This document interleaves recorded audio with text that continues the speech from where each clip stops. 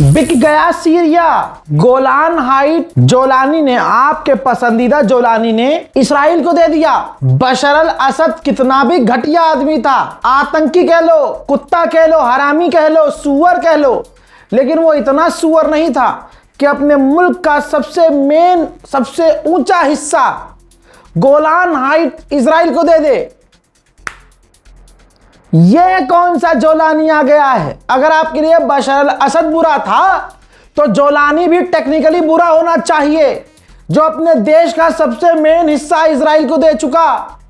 इतना ही नहीं, ये रिपोर्ट देखो, अब जो दूसरे देश हैं वो अब इसराइल को मान्यता दे रहे हैं। कोलंबिया ने इसराइल को मान्यता दे दी है कि गोलान हाइट इसराइल का है। लीजिए, कर लीजिए अब बात। पूरे इलाके में इसराइल का ही मुद्दा चल रहा है। अब धीरे धीरे इसराइल को खुश करने के लिए, इसराइल से हथियार लेने के लिए तमाम देश सीरिया के गोलान हाइट को इसराइल को दे देंगे, मान्यता दे देंगे। उधर अगर बात पूर्व राष्ट्रपति बशर अल असद की हो रही है तो इस जोलानी की कोर्ट ने बशर अल असद के खिलाफ डेथ वारंट जारी कर दिया है। वहीं मेरे दोस्तों, जो बशर अल असद हैं, सिर्फ उनके खिलाफ डेथ वारंट नहीं, उनके जो भाई हैं उनके खिलाफ भी, उनके खानदान के खिलाफ भी डेथ वारंट जारी कर दिया है। ये काय का न्याय, ये कैसा न्याय? बशर अल असद का समझो हमने मान लिया, लेकिन उनके तमाम खानदान वालों को उम्र कैद की सजा या देखते ही गोली मार देना या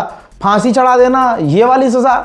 इससे साफ पता चलता है कि जो अलवी है, बशर अल असद अलवी है, जोलानी दूसरा है। और सुन्नियों को गलतफहमी हो कि वो सुन्नियों का वह नहीं, सीरिया में ही सबसे बड़े अहले सुन्नत आलिम दीन का उसने कत्ल करवाया, खुद जोलानी ने। इसी जोलानी ने अल-कायदा और ISIS में कमांडर रहते हुए मस्जिदों में बम लगवा कर उड़ाया। तुम्हें कुछ पता होता ही नहीं है, मुंह से बस ईरान के खिलाफ अगर कोई बोलने वाला है तो फिदा हो जाएंगे उस पे, फिदा, जबकि मुंह काला हो रहा है। तमाम ईरान के विरोधियों का आज मुंह काला हो गया है।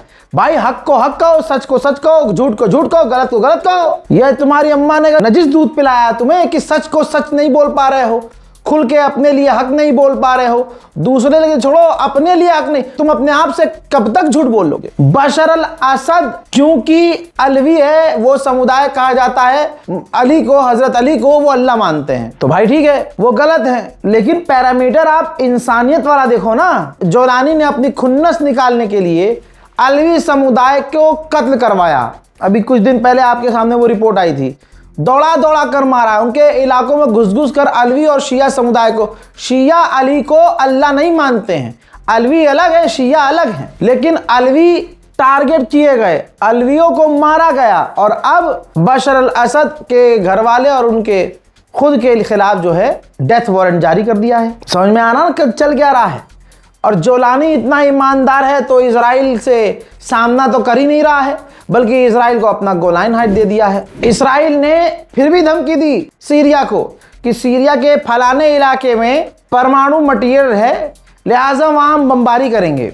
वो तो अमेरिका कूद गया बीच में, कहा भाई साहब हमला मत करना, हम जोलानी से बातचीत करवा रहे हैं। अब की अमेरिका ने बातचीत इसराइल और सीरिया की करवाई और अब ऐलान किया कि IAEA जांच करेगा और उस सारे परमाणु मटेरियल को खुद ले जाएगा। जोलानी की फौज ट्रेनिंग ले रही है। ये देखिए, 2 सुखोई 22 Su-22 फाइटर जेट उड़ाने की तस्वीर सामने आई है, जो जोलानी की फौज उड़ा रही है। जोलानी ने इसराइल को अपनी जगह दी, हार मान ली, कह दिया हम लड़ना नहीं चाहते। ये कह दिया कि इसराइल के साथ हम एग्रीमेंट करेंगे, ट्रेड करेंगे, याराना बढ़ाएंगे। इसके बावजूद इसराइल क्या कर रहा है? तस्वीर देख लो जो आपके सामने प्ले हो रहा है। खबर यह है कि इसराइल की फौज सीरिया के और अंदर घुसी है, जबकि सीरिया बार बार कह रहा है कि इसराइल को हमारे यहां से निकलना होगा।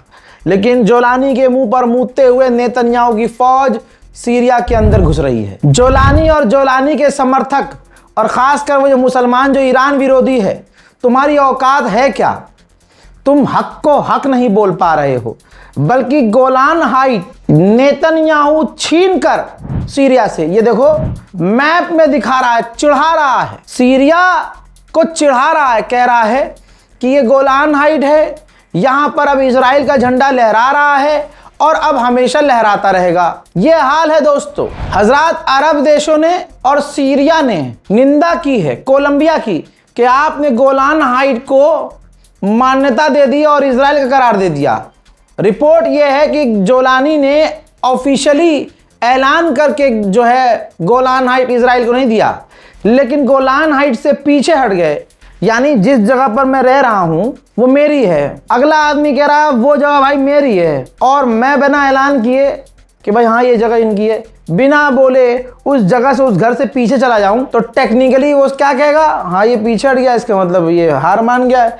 अब पूरी तरह से गोलान हाइट पर इजराइल का कब्जा है, इजराइल की फौज वहां तैनात है, यहां तक कि यहूदी लोग भी वहां पहुंच रहे हैं। जोलानी की फौज को वहां की खुद की आवाम पसंद नहीं करती, क्योंकि जब इतना सच उसके बारे में हमें पता है तो हजारों बातें जोलानी के बारे में वहां के लोगों को पता है। तो अब जो वहां की आवाम है सीरिया की फौज के बेस पर हमले कर रही है, तो जोलानी ने कर्फ्यू लगा दिया है। देखिए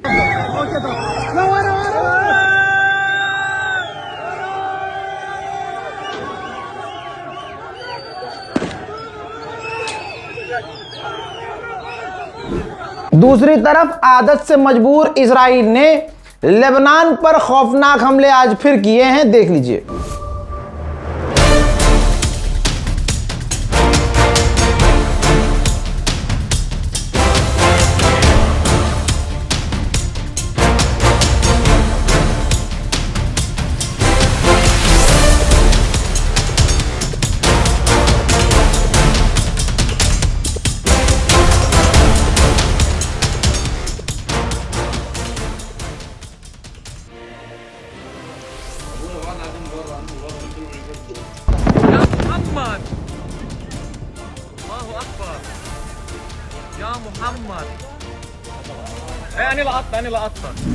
अल्लाह अकबर। ईरान ने लेबनान पर इजराइल के हमलों की सख्त लफ्जों में निंदा की है, जहां दूसरी तरफ तमाम अरब खामोश हैं। जंग से पहले हुर्मुज से हर दिन 140 रोज 140 उस जगह से जहाज गुजरते थे, एक दिन में 140। आज की तारीख में एक दिन में हुर्मुज से सिर्फ 6 जहाज गुजर पा रहे हैं। इजराइल का एग्रीकल्चर मिनिस्टर टीवी पे आकर रो रहा है कि भाई ये जो इस्लामिक ग्रुप बन रहा है, जो पाकिस्तान जो परमाणु वाला देश है, इसने सऊदी अरब और तुर्की इन तीनों चारों का अलायंस बन गया है, आगे इजिप्ट भी शामिल हो जाएगा।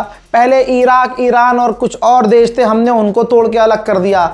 अब ये एक हो रहे हैं, तुर्की हो गया है, सऊदी हो गया है, पाकिस्तान हो गया है, सारे एक हो गए मिलकर। ऑलरेडी पाकिस्तान जो है परमाणु वाला देश है। ऐसे में ये ग्रुप जो सुन्नी अलायंस बन रहा है, ये हमारे लिए काफ़ी प्रॉब्लमेटिक हो सकता है। 2009 के बाद आज वेनेजुएला ने इजराइल से अपने रिश्ते ठीक कर लिए हैं और इजराइल के अंदर अपनी एम्बेसी भी खोल ली है। मोहतरम हजरात, कतर ने कहा है कि इजराइल गाजा की डील से पीछे हट रहा है, धोखा दे रहा है, फरेब कर रहा है।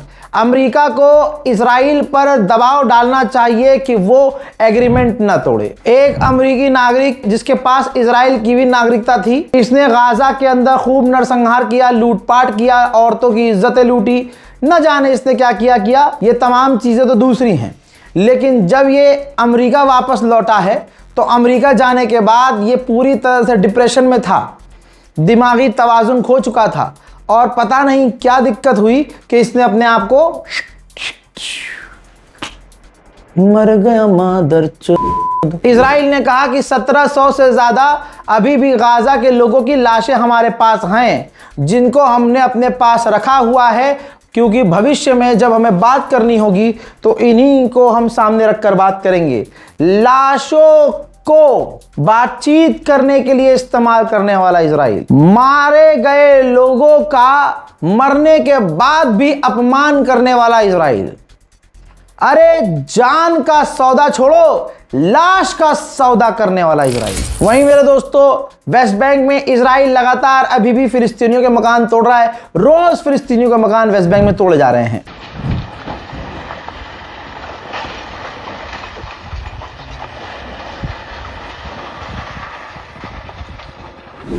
हजरात खुद गज्जा ने कहा है, एग्रीमेंट होने के बाद, डील होने के बाद भी इजराइल गाजा के अंदर 5000 से ज्यादा लोगों को खत्म कर चुका है। यह इजरायली मिनिस्टर कह रहा है कि फिलिस्तीन जैसा कुछ नहीं है, ये पूरा फिलिस्तीन हमारा है और जितने ये फिलिस्तीनी लोग हैं ये सब हमारे दुश्मन हैं। इजराइल के पूर्व जनरल ने गाजा को धमकी देते हुए कहा है कि गाजा को तबाह रहना होगा, बर्बाद रहना होगा आगे आने वाली पीढ़ियों के लिए। और तमाम देश, पूरी दुनिया इजराइल के इस आतंक पर खामोश है क्योंकि उन सबको मजा आ रहा है मुसलमानों के नरसंहार में। हजरात मलेशिया ने कहा है कि हमने एक पोर्ट पर, अपने पोर्ट पर इजराइल के हमने एक कंटेनर को सीज किया है जो इजराइल जा रहा था। मलेशिया ये नहीं बता रहा है कि उसके अंदर हथियार थे कि क्या था। इलाके में अभी भी तनाव बना हुआ है, गाजा पर बमबारियां हो रही हैं, रोज लोगों को मारा जा रहा है। लोग मुझसे कंप्लेन कर रहे हैं कि भाई आपका बारकोड काम नहीं कर रहा है,